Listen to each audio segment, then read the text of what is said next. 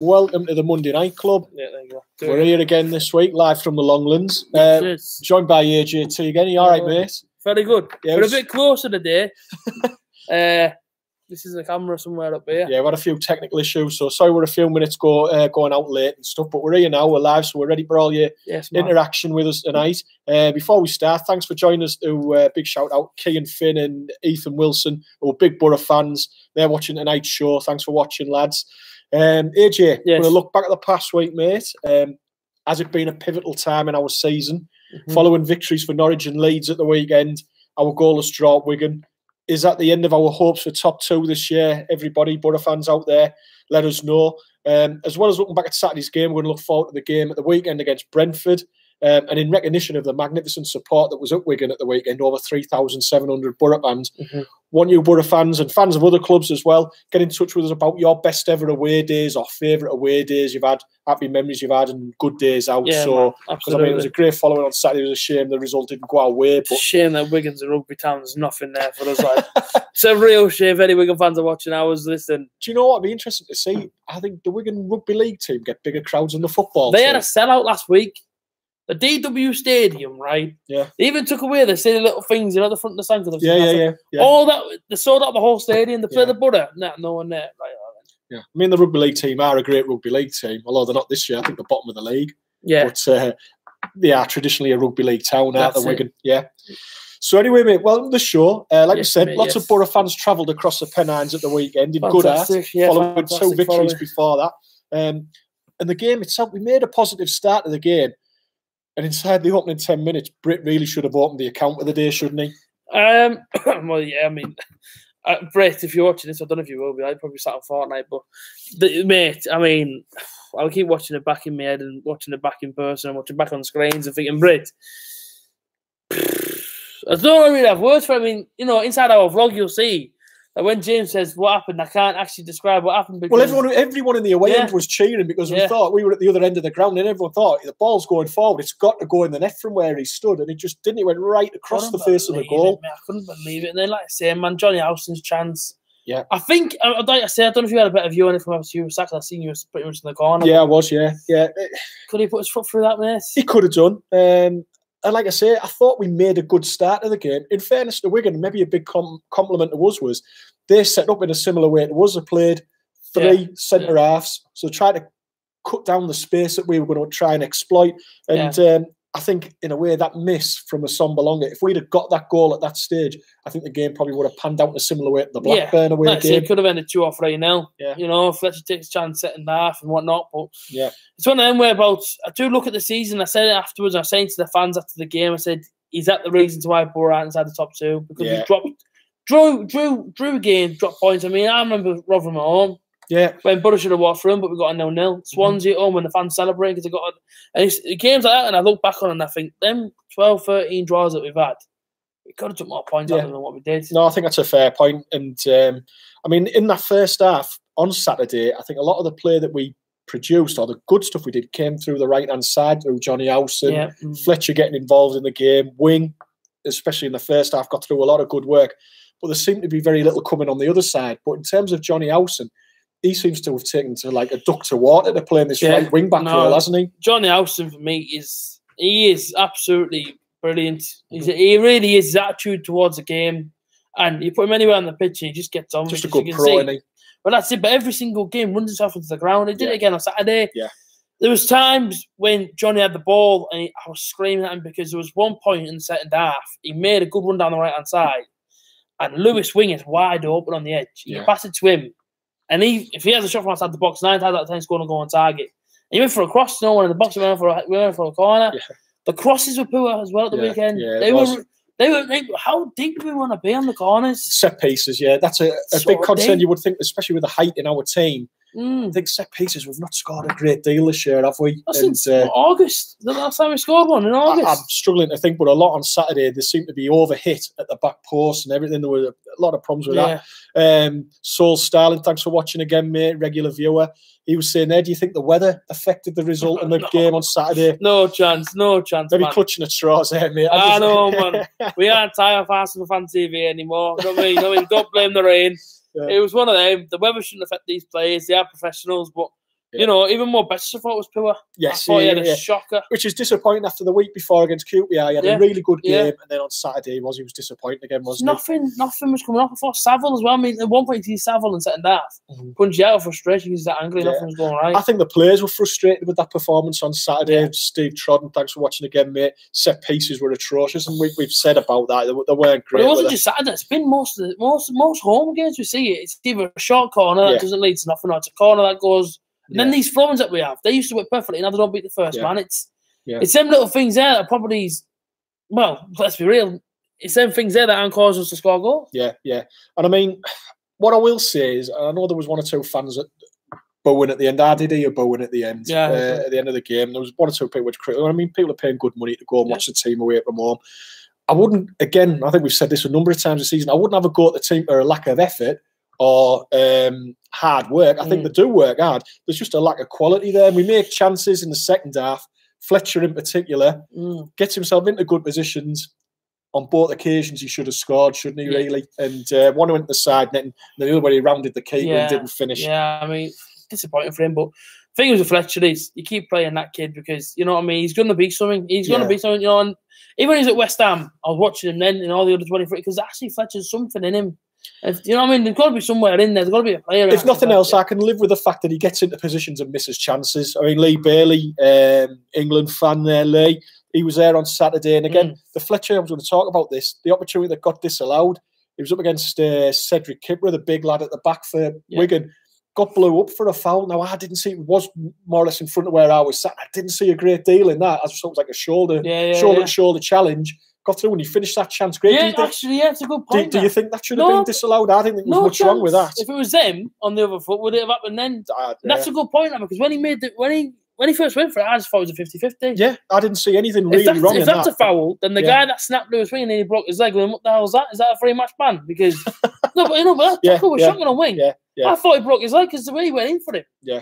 I thought the officiating. I mean, listen, the officiating in this league is so poor. It really is so poor. But we have referees in this league that it seems like whenever they come to the border, they don't give us a sniff, man. Yeah, it's difficult. I mean, don't get me wrong. I think referees and officials in general, they have a tough job. It's a hard job to do. I wouldn't want to do it, getting abuse off loads of people in the ground on a weekend. But it's a tough job for him. But I thought his performance at the weekend, Steve Martin, well, I tell you what, I wasn't laughing at this performance. He was a bit of a comedian, I thought. But some of his decisions for both teams. That one that you pointed out there, the one, and I think Ayala's a yellow card. Because the other guy got a yellow card after the tackle on wing. Yeah. Surely one of them's worse than the other. Yeah, and I thought Howson deserved his yellow because he took one for a team when he pulled the lad back when he got through. But just some decisions which were really strange, like shots that were getting clear deflections and going out for a corner. He was given a goal kick for them in the first half. And like you say, it was just a bit of an odd performance. I didn't have a great deal of confidence in them officials at the weekend. But like I say, it was a point we've picked up, but do you think it was 2 points dropped, mate? Massively, mate. It's massively at this point in the season. We're going to March, and now what 2 months of the season left? Yeah. And this is really a final push now. And it was such a shame to go out the stadium. It's feeling so frustrating knowing that we realistically, no offence to Wigan, right? They aren't the greatest footballing side. They aren't going to go up. They could possibly still go down. You know what I mean? The position that they're in. Yeah. If you want to be in that Premier League, you got to go up thinking anyone in that Championship right now, but can go back and beat. At the minute, we aren't doing it. Yeah. I mean, I think a few of the viewers that are getting in touch with us, Jack Hunter, good evening, lads. The corners were dreadful on Saturday. Yeah. Most of the game was, to be fair. And I think I would tend to agree with that after the first half hour. I thought we did go off the boil a little bit there at the weekend. But still, like I say, we're still in the mix. With the other results at the weekend, though, and I know Sheffield United are playing tonight, do you think top two's gone for us now this year, mate? Or do you think with 12 games to go, quarter of the season still left, we can still get back in there? I've said it for a while now. There's 2 games at the end of this month that scare me, and them 2 games at the end of the month for the final season. Aston Villa away, Norwich at home. Yeah. Whatever happens from them 2 games, that's where Boro finish, because there's no tough games after that when you've got Villa. You've got Norwich, you've got Bristol City straight after Norwich. Swansea. I know Swansea are in there, but Swansea is still a tough place to go. We don't get anything at Swansea ever. Whenever Boro goes to Swansea, we don't get anything there. And then you look at Rotherham again in the season, but you know for the fact that could be a banana skin. Mate, that on Saturday was potentially, you could say on paper, one of your easier games. Yeah. We didn't win it. Yeah. I think in the 12 games we've got left, there's very few where I would say with great confidence, yeah, we're going to win.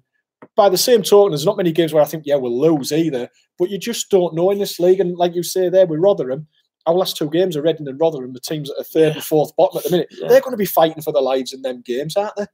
And you've got the teams at the top, like you say, Bristol City, Norwich, Villa, just typical of our luck. They seem to be coming back into form when they're about to play. Grealish is fit again. I mean, that goal was unbelievable, wasn't it? I mean, that goal there. But it's like you say there, you know what I mean? You got Brentford, it's got to be 3 points. But somebody's telling me about that game. Don't be too confident. It's that thing again where we have to go back over where we almost take 2 steps forward and 1,500 steps back. Because of the poor performances, but we don't. We seem to just allow it ourselves to happen. Drawing to Wigan, which should never have been a draw. We should have just gone there and battered them.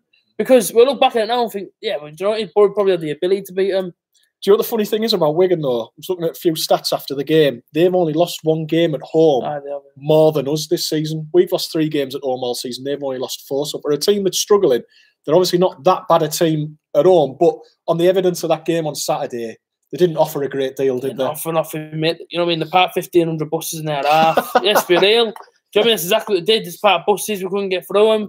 Fair play to them for getting the draw and playing the way they did. But as a body, it's so disappointing. I mean, I personally don't want to go Wembley. I'll be honest with you, I don't want us to go to Wembley. I don't want to see it because, for one, it costs too much money. The second one, Boro hardly win there. And I know people keep saying, "No, but this is the season." Yeah, but is it really the season? Are we going to build our hopes upon that this could be our season? Would you not rather just go into that top 2 and say, "That's it, we've done it"? Remember, I remember the feeling of watching the playoff final when Boro went up against Brighton. I'm thinking, I'm glad that isn't us again. I'm glad that isn't Boro again. Sit back in my stadium thinking, whatever happens here, I'm not bothered. That's what I remember. Well, I think, mate, there's a few people getting in touch. Joe Scott, the boys, it was a frustrating game on Saturday. We've got 2 winnable home games coming up. We'll see about that. Yeah, but Wigan was winnable and we didn't win that one, you know. So and Saul Starling again. There are a dozen games to go. Boro in good form. There's still everything to play for, which I agree with. Let's embrace the situation. And Jack Hunter, great comment here as well. I think we have to win the 5 at least. Brentford, Preston, Bristol City, Norwich, Villa to have any chance of top 2. Villa away, can't see us getting in. I mean, that's something we've not done all season. And we said before we came on air tonight, as much as it might pain you to say, Leeds, Norwich and Sheffield United have gone on runs of winning game after game after game. That's something we've not really done since the very start of the season. And can you see us doing that now? I get that we're still 4 games unbeaten going into Brentford, but mate, it's a tough one. I want to say, I want to say, but remember last season when I said it, but you know, everyone was saying it, but it's one of them where top 2 is about everybody wants us to be. You want to be there, I want to be there. Everybody wants us in the top 2. But you look at them 3 teams, being Leeds, Norwich, and Sheffield United, and if one of them doesn't go up, you feel sorry for them because of how consistent they've been. And that's been our biggest downfall of the season. I've said it time and time again in my interviews on the show. Inconsistency has cost us throughout this whole season. It's cost us. If we'd have put the 13 draws into wins, you'd be up there now. Nobody's going to be able to catch you. And I think that's it. And I think the issue, when you hit the nail on the head there, is the fact that we're not winning. We're not losing games, but we're not winning week after week. And I think that's the difference between a top 2 team and a top 6 team. And I think that's why we'll probably end up in the top 6, is that we go on runs where we go undefeated, but we have a heck of a lot of draws, don't we? And that's going to stop us making the top 2. I mean, and really, it's daft draws, mate. Whereas the players don't even seem up for it. Wigan, Rotherham, Swansea. There's many more in there, but you look at it and you think, "Boro, man, realistically, put a few chances away there, and that's 9 points." If that's 9 points out of them 3 games, you'll be up there now. You have nothing to worry about. Well, that's a fair point. Thanks for watching, Mike Loudon. Thanks for getting in touch again, mate. Hello, Jason M. Time to give Tav a chance. Would have been an ideal game to bring him in on Saturday at half-time. He hasn't figured since Preston when he scored, and I don't get it. Do you know what? That mystified me, that he hasn't. After the game, I think Tony Pulis said something about he was very close to starting on Saturday. Was he? Tav. So when he came out, it's impressive. But what about Van der Barre? Where's he at? Where's Van der Barre? He was on the bench on Saturday again. But again, that's one of your 2 signings that we brought in. John Obi Mikel came straight and has played more or less every game, every minute since he came here. Van der Barre came before him at the beginning of January. He was actually here in December. And yet he's still not fit enough to play football. I mean, it's absolutely mental. I mean, Boro wanted a winger. So Boro going to get a winger, but then you don't play the winger. He's not fit for 3 months. What's the point in taking? It's about the Jack Harrison crack all over again. But then Van der Parra will leave you and go to a different championship club and fly, and you think, well, yeah, but you know what I mean? Silly little things like that. But that's what's happening here, mate. Bayer Leverkusen looking at him. He's going to have something if Bayer Leverkusen are looking at him. That's a worry, isn't it? Because you see a lot of young English talent the last few years has gone out to Germany and thrived. And Tav might be a lad that maybe thinks, do you know what? Regular game time, you get plenty of exposure over there. He might well do that in the summer. Talking of players that have moved on from the Borough, and again, it came into focus more at the weekend. Obviously, Leeds had a fantastic result against West Brom on Friday night, demolished them 4-0, with Patrick Bamford scoring 2 of the goals. And more than one person has said at the weekend, Simpson and David Jackson's alluded to it tonight, why did we sell our best striker to Leeds? And he would have maybe taken some of those chances at the weekend at Wigan. Do you agree with that? You know, it's almost like, I almost feel it's an excuse from the club about the wage bill and all this and that and the other. He sell down Traore, Gibson, and Bamford, right? So there's 3 main players that were important the season before. Yeah. You want goals. We haven't had a decent goal scorer since Patrick Bamford came in. No. I know Brick got 16 last season, but he cost £15 million. Yeah. And that's like 50. That's almost like £1 million a goal. Yeah. I'm sorry, but he didn't cost as much as that. He scored a lot more than that. Yeah. It's one of them where we're just it is our own downfall. Yeah. I mean, we won't be the only club that gets dealings wrong in the transfer market. I mean, with regards to Van der Parra, Lee Bailey's on a good point there about the fact that obviously we're using the wing backs now. So you've got House and Saville playing in those roles, and it seems to be working. I mean, we've had 3 clean sheets, 7 points out of 9 using that formation. So maybe that's restricting where you can maybe play Van der Parra and Tav to a certain extent. At some point, they're going to get tired. Saville and Housen. Yeah. So if you brought on Tav and Van der Parra, the pace they've got to hurt back line the last 15 minutes. Or would you change the formation during the game? Like, say, like, you know what, get rid of it. Yeah, keep it how it was. Take them 2 off. Give them a rest. Bring them to 1. Imagine the pace down there. What about from a defensive point of view, though? Would you worry about them defensively, though? Well, I worry about House and Saville defensively. I thought Saturday Saville got ran all over the place. But he didn't have enough pace at times to keep going up and down. Yeah. Whereas Tavernier came on, he's all over like a whippet. Yeah. Do you know what I mean? So anyway, on a positive note, I know maybe the top 2 are stretching away from us a little bit, but the other results now mean we've got a 7-point cushion to Derby County, falling apart again. Falling apart. I'm looking for that bad. Yeah, so we're 7 points clear of 7th now, and we have only had 1 defeat in the last 10 games, so it's not all doom and gloom at the end of the season, is it, mate? Of course, it's not all doom and gloom, but it's just a silly result like Wigan. Yeah. Like you look at the end of the season, mate, and they're the ones that are going to bother you. If you don't go up, if you go to Wembley, you don't win. Yeah. You walk out of the stadium thinking, well, that game cost us, and that game cost us. And, you know, it's just another depressing summer, mate. But that's what it is. Unless they're going to win this bloody trophy that we're all going to in June, it's going to be a depressing summer. But, you know, I hope the Borough prove us all wrong. I hope the Borough do win at Wembley and Borough do go up. Everyone, listen, if we win at Wembley, I'm not going to trick myself anyway, but if we win at Wembley, right, unfortunately for me, there's no triangular corner flags, but I still want to see us win at Wembley. I still want to be there. You know what I mean? Imagine the scenes there. Well, like we said at the start of the show about ultimate away days, and obviously the following we had at Wigan at the weekend, which was fantastic. I think if we won the playoff final at Wembley, I think that would probably top any away day. I mean, talking of away days, what about for you? Any favourite away days? I know we mentioned about the Cardiff Cup final last week, but any other away days? I was going to say before you said that. Yeah. Would that top the Cardiff Cup final? I think it probably would to win at Wembley because we've never won at Wembley. I mean, I know it was winning a major trophy you can, but to actually win a playoff, and I mean, that alone wins you about £200 million for the club. So it's worth more than winning the Carling Cup. But I think if we win at Wembley, Matthew Groves is saying, win at Wembley, you're on the pitch. I don't mind, but yeah, I'll pay your bill for you, mate, afterwards. Thanks, man. I appreciate that. It's all right. Just bring a pint and I'll be sound. But favourite away day, top away days. PSV was good. Eindhoven. That was a weird stadium, but it was on. Yeah. Did you go that one? I didn't go to the final. The seats were like this, and like if you jumped up, you're going to jump into the next row. Dead weird seats. But best away day for me, mate.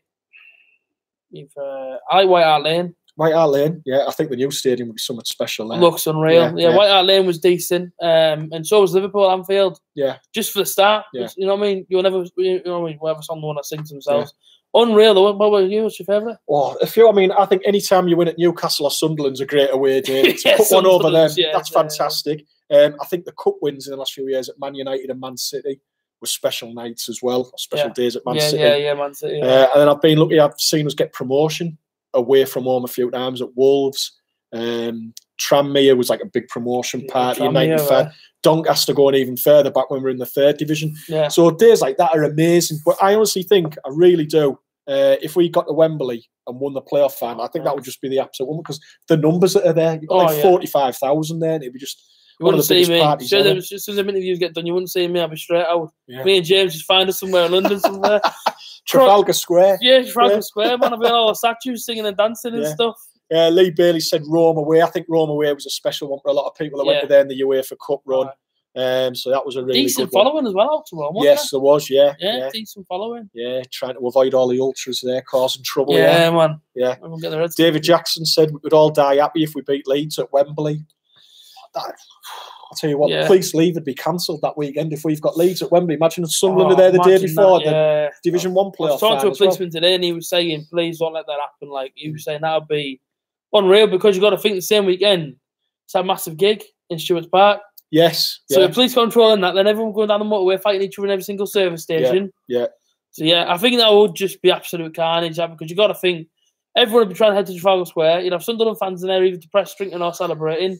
Boro fans would be turning up. It'd just be absolute crazy, carnage, wouldn't it? It would be a wild weekend. So, like I say, I've got all that to look forward to. It could be the playoffs. It could be top 2 still. You never know. I hope it is. Listen, I hope it is top 2. I hope it is, but I just look at the inconsistency of the season, and that's why I'm saying I hope that they prove me wrong. Yeah. I hope we win every single game from now to other, but realistically, it's a championship, and it's the hardest league to get out of in the world, I would say. It is. It's a really competitive, like you said there, and results have shown the last few weeks. We draw at Wigan, Derby drew at Ipswich. These results happen, and they'll happen even more between now and the end of the season. There'll be more shocks where you don't expect them to happen. And that's just the championship for you. It's not like the Premier League, where in the Premier League, more or less predict what's going to happen with the top 6 teams every week, what they'll do. Yeah. In our league, you just can't, because you have to be on your mettle every match day, and teams aren't, because that's why these lads are playing in the championship. Not saying they're bad, but they just can't produce week in, week out. If we can get 4 wins on a bounce now, if we can beat Villa away, I mean, listen, that's a massive result. If you can beat Villa away and then come on and beat Norwich, fly then until the end of the season. You will. But realistically, do you think that's going to happen? I'll be honest, and I don't see that happening. No, I don't see it happening. I think Villa Park is a hard place to go. We've witnessed it, 3 times last season? Won once in the Cup. We won in the League Cup there, Obviously, Patrick Bamford again. Cheers, Patrick. And then, of course, you look at Norwich, but Norwich are flying. I mean, listen, I had loads of crack with them at the start of the season. I shouldn't have said what I said and everything else, but I do fear our next 4 games. I fear for Brentford, I fear Preston, because it's unpredictable, especially when you play teams like Preston, who are sort of in the middle of this league and they don't win all the time, then they win some. And I thought we were fortunate to get a point down there in the league when we played them. And Tav got the equaliser, and I thought they were the better team for much of that game. Yeah, absolutely. Patrick Wheatley, our lads, we struggled on Saturday. We need to score goals. I think we'll win our next 3 and draw with Villa. What do you think? I tell you what, Patrick, if we got 10 points from the next 4 games, I'd be more than happy. I'd be delighted with 10 points from the next 4 games. I think it's a big ask. Do you know what? I think we'll struggle to win our next 2 at home. Yeah, no, I agree. I think that's what I'm saying. Brentford is, I mean, what was it last season? We drew 3-3 off. 2-2 at home. We drew with them. 2-2. Yeah. And everyone went out thinking, this is easy to be 3 points. It's one of them where about from that end of the season, mate, we've got to actually show up. Yeah. Every game, it doesn't matter who, it doesn't matter if it's Reading or if it's not, or say if it's Norwich. Yeah. We all know that Boro are going to be for it when Norwich come down, because everyone was against Leeds. Yeah. But that's what I'm saying. I can't stadium said that performance against Leeds. Where's it gone? Yeah. Why are we not performing the same way we did against Leeds? Yeah. I don't see what the issue is. I like this one. Bailey Allett there. Do you want Sunderland to come up? Not a chance. If Sunderland come up, Boro go. Not a chance. If Sunderland come up, Boro go, I'm not bothered. But you know what? I don't want to have another year in League One. James is not in agreement off camera. I think I have as many years as I want in League One, then go to League Two. Go to League Two, the National League, they're back on. They're my biggest rivals. I want them to stay. Absolutely. But that's Sunderland. And so Stan said Sheffield United game. What we're going to do to end the show tonight, we won't start doing on the Monday night club now, is we're going to do like a few predictions of games in the week, like a Super 6 type thing. All the games over the next weekend. So Sheffield United, I do that. Not very well, but last two rounds, 11 points. Yeah, it's 4th out of 23. Your boy AJT. There you go. Good lad. That's not bad going. Tottenham 2-1. That's still one for your Super 6. Right. Oh well, I'm Dortmund. Not. I think I've done it, but I've took 2-1 to Dortmund for that. Yeah. You think they'll win in Dortmund? Harry Kane masterclass. Yeah, I think they won there last time, didn't they, when they played him? Yeah, last year, yeah. But I think it'll be different. Harry Kane tees it off to Sissoko, Sissoko knocks it to Eric Dyer, and bang, Hugo Lloris. Oh, we'll see, mate. We'll see. 2-1. Yeah. That's so Starling come on BVB, so he's obviously wanting Dortmund. Don't be doing that. Don't be doing that when I've just put that on, man. Don't be doing that. Anyway, Saturday, the first of 4 games that are at home out the next 5, and it's Brentford. I mean, Brentford, when you look at their stats this year, 58 league goals they've scored this season. 58 league goals. Neil Maupay's got 20 of them. Player, though, Great player, yeah. However, out of 16 away matches this season in the league, guess how many they've won? One. Won 1 away match all season. So what should be the second on Saturday? So that shows that they're a team of real contrast. They can score goals, but they can't seem to win on the road. So what you're expecting from this one on Saturday? I'm going to score 2-1. I think it'll be really hard. I really do think it'll be tight, and I think it will probably be 1-1. Then we have to go get the next goal. 2-1. Do you know? I mean, I think the issue with Brentford is they play away from home just the same as they do at home. They're very attacking. They're very open. I mean, like you said, we've said Maupay. They've got Ollie Watkins. They've got this new lad Ben Rama, Algerian player who looks really exciting. Sergi Canos. They've got lots of great. Canos is a great player. Got some great players going forward, and I think they just know the one way to play. So they'll come out and have a go at us. Now we've got to exploit those spaces at the weekend. 100%. But it's going to be a real test, isn't it, mate? Yeah, absolutely. Tough one. 2-1. What do you reckon? I thought. Well, I put down 2-1. That was going to be one of our Super 6. I put 2-1. 2-1. James, I'm going to go 1-0. 1-0. Boro. Every week now we're saying we're full of doubts and this and the other, but then we all say we're going to win. They're going to win. Yeah. We're going to win. The league is ours. No, I'm joking. Don't rip that off and put it on Twitter. It was a joke, man. It was a joke. Mike Loudon said, I reckon Hull could come from nowhere. There's the possibility of one team could. I mean, Sheff Wed, if they win tonight, are 4 points off 6 spots. Jared Bowen's a great player, but he's starting to come into his own. And you think to yourself, "Hey, man, but we keep going." There's a lot of good players out there. There's like Bowen. We talked last week about Kieran Dowell, who plays for Sheffield United, who was on loan at Forest last year from Everton. He's now at Sheffield United from Everton this year. So Starling's gone 2-1 Saturday, Boro. So, like I said, there's plenty of good players in the Championship that have come down from the Premier League. Don't have to be big names, but a lot of good young lads who have proven themselves, aren't there? Absolutely is, yeah. Like I say, look at Derby's team, Tom Lawrence and everyone else, Mason Mount, all them young lads that nobody rated at the start of the season. But good players. Listen, I'm scouting them on FIFA right now, so I'm not joking. It shows you how good they are, man. They're all 75 rated.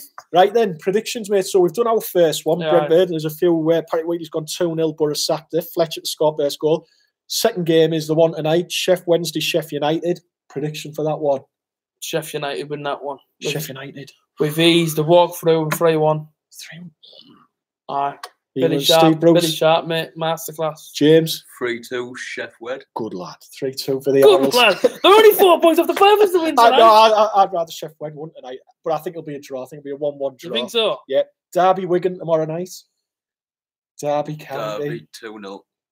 I've gone 2-0 Derby. Could be falling apart again. It could be 1-0 to Wigan. But yeah, it could be. They lost to open to Millwall the other week, didn't they? No, I reckon Derby. Yeah, 2-1. Derby. No, 2-0. Don't see Wigan scoring 2-0. 2-0 Derby. Yes, we're on full house. 2-0 there. Oh, Jack Hunter's gone 2-2 tonight for the Sheffield Derby. I just hope it's a good, decent one because I think it was last week, Man United Liverpool. I was thinking, man, all the hype around that game and nothing ever happens in it. Well, that's a point in question there. You've talked about it there. Liverpool Everton yesterday, blood and thunder. I thought it was a better game than Man United Liverpool, but still 0-0. Okay. How many matches are you watching the Championship that disappoint like that? Not many. Not many. Friday night, Leeds West Brom. I know West Brom didn't really turn up, but Leeds. Plenty of goals for us to watch. I honestly think, and I don't know if you lads agree with me, I'd rather watch Championship football on the telly than Premier League football. Yeah. I think it's just more exciting. I do on a Saturday night. Depends who's playing on a Saturday night, but I say, if it's a home game, I watch the Championship because it's just a lot more entertaining. Yeah, it is, next game on my list, Friday night, Norwich against Swansea. Yeah, that was one that I looked at and I thought, I'm going to go 2-2. Oh, you think you're going to drop points at all? I think, I don't know what's telling me, but they've got some, I think, who is it, James? Is it for the place of Swansea? Sorry, Ollie McBurney.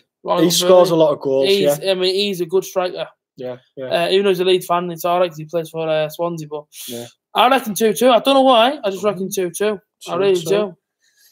James? 2-1 Swansea. Whoa. Where's this coming from, lads? 2-1 Swansea. Get your odds on that. But the thing is, you've got to think, is the pressure going to get to Norwich so late on? Patrick Wheatley, 1-0 Swansea. Yeah.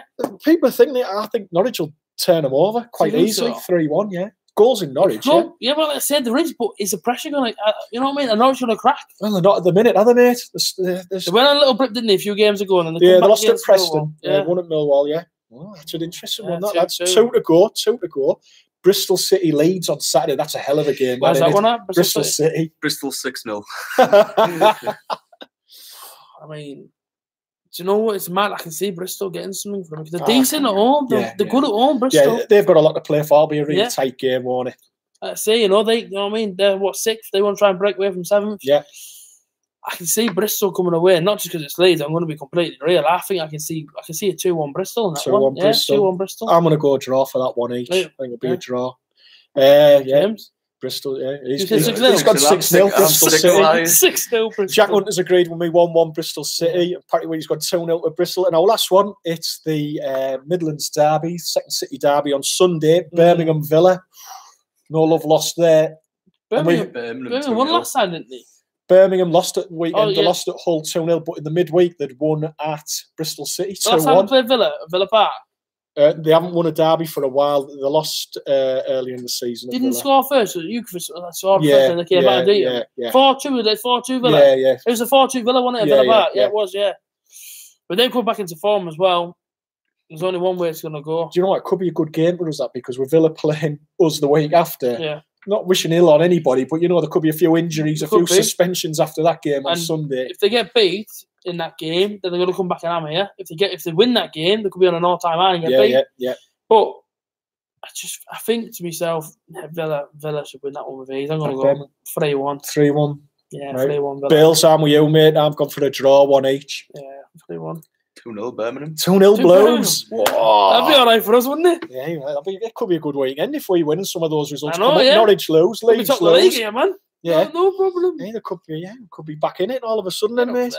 So we're going to do that the next few weeks at the end of the show. Just go through a few games at the weekend and just have our predictions. So join in. Thanks for doing that tonight, guys. Thanks as always for all your contributions. As we've said before, this programme's open to anyone. If you want to get yourself down to the Longlands on a Monday night and join me and AJ and whoever else is here, you're more than welcome to do so. We like everyone's opinions, everything just to freshen up the programme.